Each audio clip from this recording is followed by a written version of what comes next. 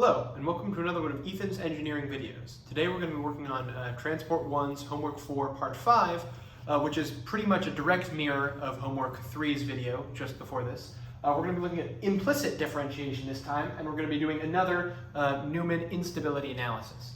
Now, this time around, it would probably be pretty generous to call it not an instability analysis, but a full-on stability analysis, because implicit differentiation is far more stable than explicit. Again, if you watch our last video, which I highly recommend you do because A, I'm going to be going a lot faster for this one, because it's almost entirely the same thought process and steps, just with a different starting equation, because again, we're using the implicit differentiation equation instead of the explicit one. And two, I don't want to have to cover material twice, so we're going to make this a fast, snappy video. So again, we're using the same preconception we started with in the previous video, where this is our equation of heat diffusion, where the difference between the change in temperature over time and the second derivative of the change in temperature with regards to position is only a factor of alpha, and that differential equation, which is non-trivial to solve, is in fact solved by this equation right here, temperature as a function of position and time, e to the I kx times e to the negative alpha k squared t. Where once again, we are dividing up our x into small little components, which we're going to call j times delta x, and we're dividing our t up into tiny little time intervals with an integer number n, delta t. Put that in a box once again. And the other thing we're going to need is a u factor this time instead of our r factor. So from our previous video, we had an r factor defined, but this one, as you're going to see, I'm going to write the equation out. We're not going to be using that, we're going to be using u instead. And that's what we're going to be solving for, because that represents the ratio between our time step and our location length step. So let's write out the equation real quick. So instead of the central point at the future time being equal to the central point in the previous time and its two adjacent spots, it's actually a bit more complicated this time around. So we have, I'll just write the whole thing out. So negative u times t at j plus 1 n plus 1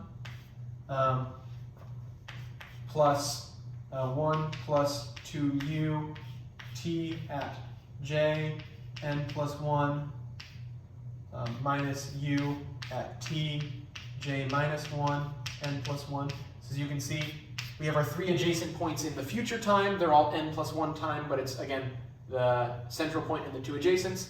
And as well as we're going to do it in the current time as well, u at temperature j plus 1 at time n, plus parentheses 1 minus 2u temperature at point j at time n, plus u at the temperature point j minus 1 at time n. There we go. So here's our equation, and just a quick refresher, u is equal to almost exactly the same as r, delta t times alpha over, but instead of delta x squared, it is actually 2 delta x squared. So just in case you've forgotten, that is what our u coefficient represents. So just like previously we did for our r factor and our central point in the future, three central points in the past, we're going to be converting these three and these three both into references to their central point. So these two adjacent points are going to be referencing their central focus point here and here, and we're going to be doing that with Euler's, what's the word I'm looking for? Not equivalency. I guess, and yes, equivalency works. Euler's formula, whatever it's called. I forget. I apologize. The words, I used it previously, but the words are slipping my mind now. Essentially, if you know, you can decompose an imaginary number into a real and non-real point, real and non-real function that are sine and cosine respectively.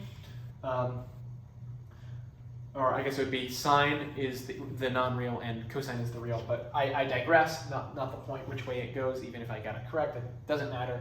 The point is you can break down imaginary numbers into the sine and cosines, and specifically, since this is the form we're using, we know that the difference between adjacent positions is just going to be a difference of I, k, delta x, because we're increasing j by 1, and that is accomplished by multiplying by e to the same power. I, k, j delta x becomes I k j plus 1 delta x by multiplying by e to the I k delta x. I can show that real quick right here.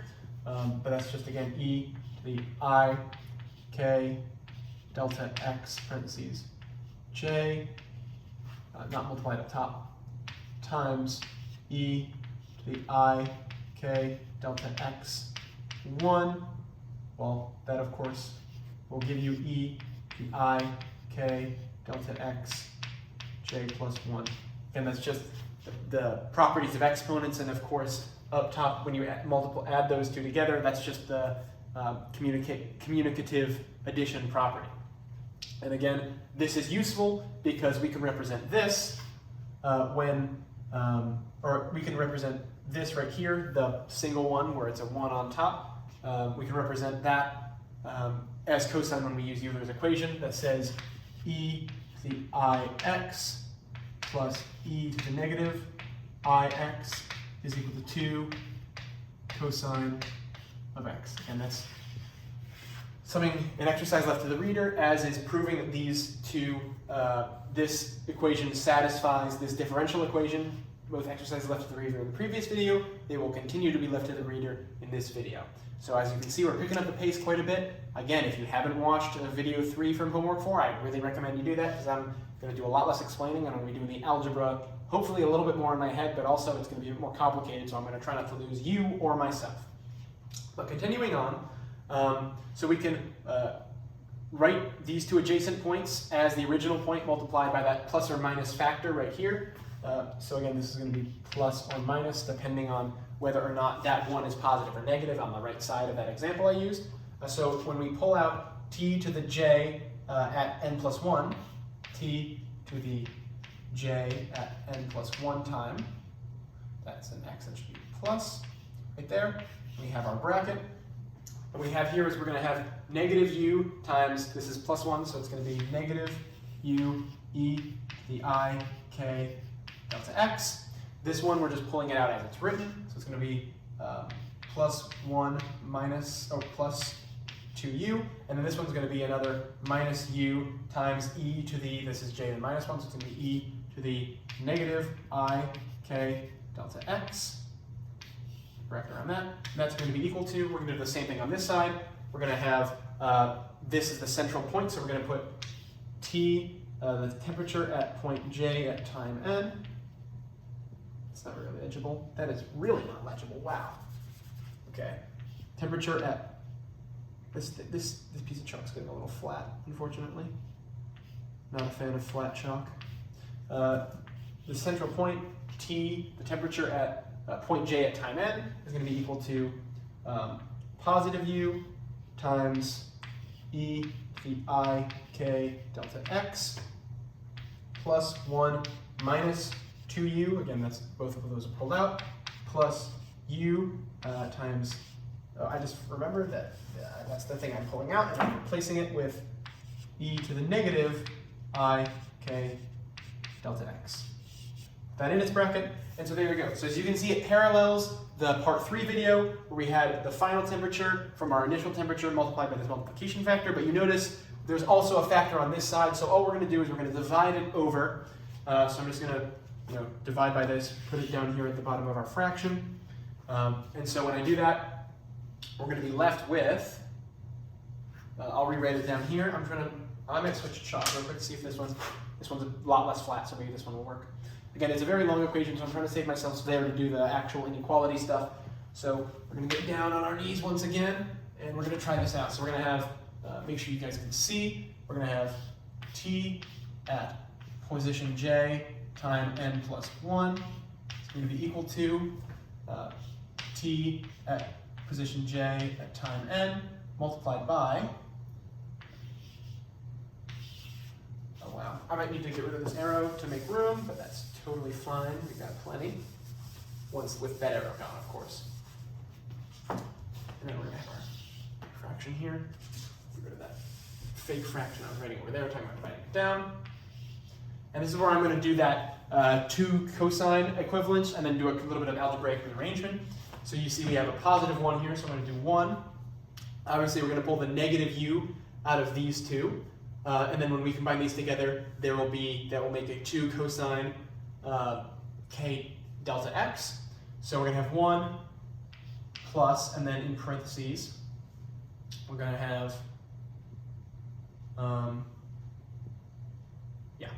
1 plus 2u minus, and then we're going to, the two e's, when we pull the negative u out together, they'll become e plus e. That's our two cosines, so we're going to pull the 2 out as well. Minus 2u, parentheses 1.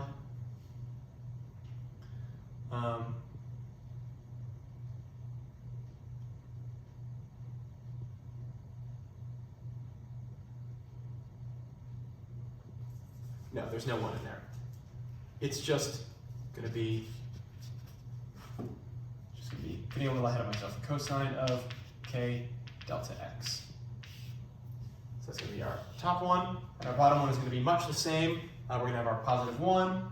We have a minus 2u there, so minus 2u. And then we're going to do the same thing where we have the 2 u's that we're going to pull out, but then they're positive, so it's plus u. But remember, those two e's come together to make a 2 cosine, so we'll pull the 2 out there and have 2u parentheses cosine k delta x. And once again, I realize I'm writing extraneous parentheses, so I'm going to actually, I understand them. It looks a lot neater written this way. But right here, as you can see, we have this right here is our final temperature at our point. This right here is our initial temperature at our point between the 2 time steps. So again, we don't want this to go to infinity. Plus or minus infinity would be very bad. So this factor right here, this ratio between these two must be contained within 1. So again, this cannot be plus or minus 1. It cannot be greater than plus or minus 1. There you go. So because this ratio can't be greater than plus or minus 1, which means we can put that in an inequality. So we're going to do that over here. Again, much the same as our previous video. Please, if you haven't watched it, go back and watch homework 4 part 3. It will really help you through this final step because we're going to set up that inequality now. So we're going to have negative 1 must be less than, or why does this have the chalkboard way darker, harder to read? Switching sides. Negative 1 must be less than or equal to. Now I'm going to rewrite this again. I'm going to pull a 2u out of both of these.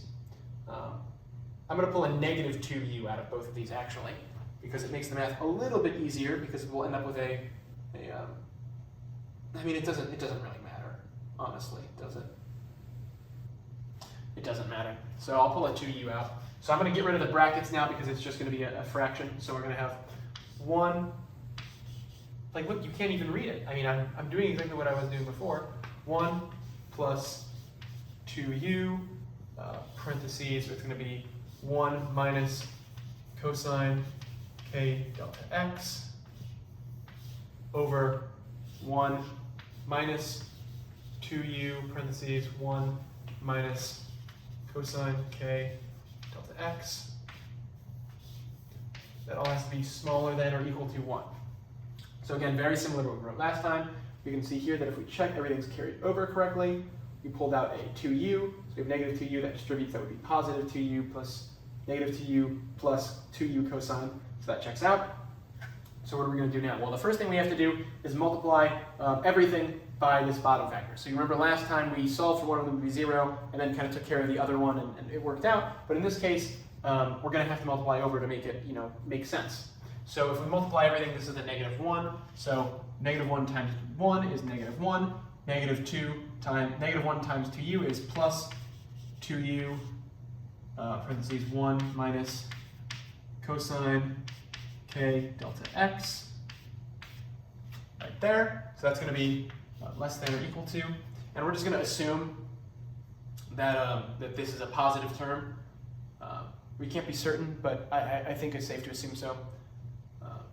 So we're going to do that anyway. And then we're going to have what's in the middle is going to be the same. 1 plus 2u, parentheses 1 minus cosine k delta x, in parentheses right there. And that's going to be less than or equal to, well, 1, that means we're just going to copy it over. 1 minus 2u, parentheses 1 minus cosine k delta x, in parentheses, there we go. So this is what happens when we multiply the denominator to both sides. There are ways to do it where you just work with the ratios, but I like doing this better because it's a little bit more algebra, but it's a little bit easier algebra, and I don't have to think about numerator-denominator relations and ratios and all that. I can just do math and eventually get everything to be with a 0, and then everything gets out cleanly. So what we're going to do next is, obviously we can't make all of these just in terms of u. That's just not possible because they overlap with the ones and whatever. So my goal is going to be to make this one as simple as possible. That's my goal. So what we're going to do first is we are going to subtract 1 from all of these. So that's going to make this guy over here negative 2 plus 2u. And I'm just going to put this in parentheses now just to make it easier. I don't need to write it every time because it's the same everywhere. Less than or equal to, well, I subtract 1 there, so it's going to be 2u, and then everything in parentheses. Less than or equal to, subtract 1 here, it's going to be negative 2u. Parentheses. So you see how much space just doing the parentheses, because it's the same for all 3 of them. They don't really matter. So what we're going to do now is we're now going to divide everything by 2u. We're gonna divide everything. We're gonna subtract everything by 2u parentheses. So what we're gonna do is we're just gonna subtract by. So I'm gonna put a parentheses over here. This was a -1 step, so now we're going to do a minus 2u parentheses step. So subtracting 2u parentheses from everything is going to give us I'm trying to make sure this is correct. I mean, this is correct. I'm just trying to make sure the next step is correct, because this is the one that always trips me up.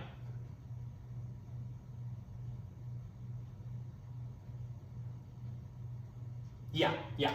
So what we're going to do is we're going to subtract 2u from all of them. So we're going to have 2u parentheses minus 2u parentheses. That's going to give us negative 2, less than or equal to. 2u parentheses minus 2u parentheses is going to be 0, less than or equal to. And again, this is just subtraction, so we don't have to worry about flipping the signs at all.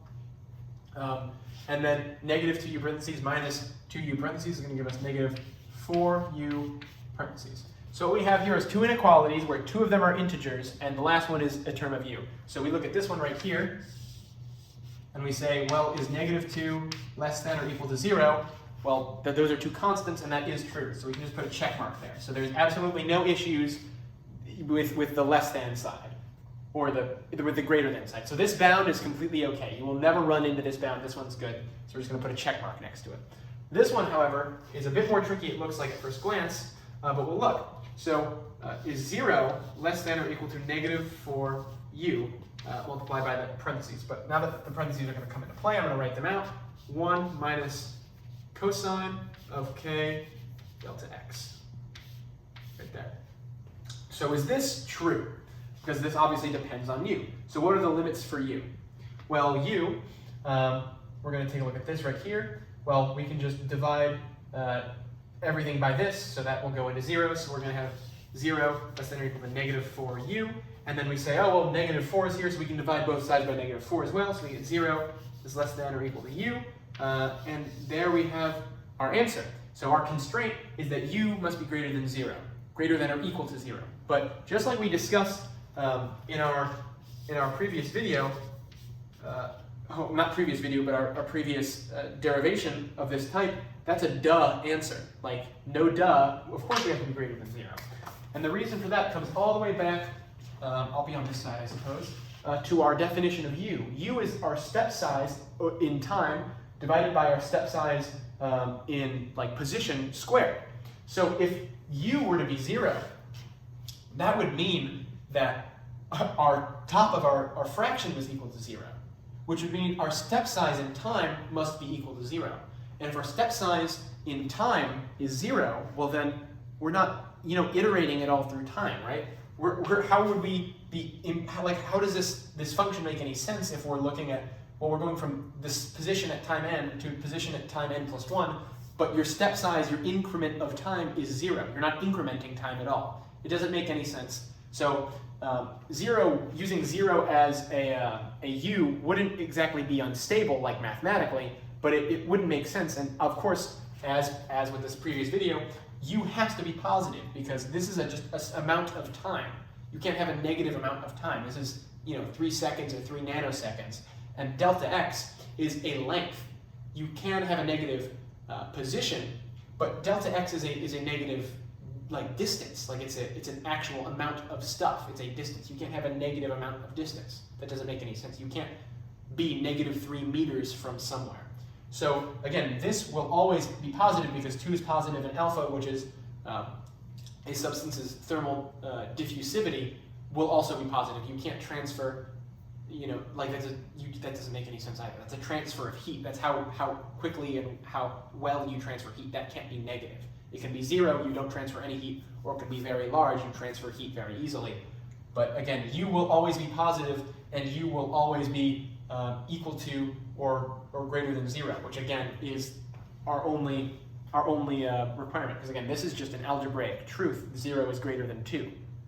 This one is like a bound, but again, this is a bound that matches with common sense, so you would never try something outside of this bound anyway. So you will never have any stability issues with this formula right here. I gotta get out of the way because it's very long. This is our formula. You'll never have any stability issues because our 2 bounds, one of which is just the way numbers work, that 0 is greater than a -2, and the other is saying that, well, you have to stay within the bounds of reason, which again is what we'd expect, because you can't try something that's a -u, and you can technically try a 0u, but that won't do anything because you're not iterating through time.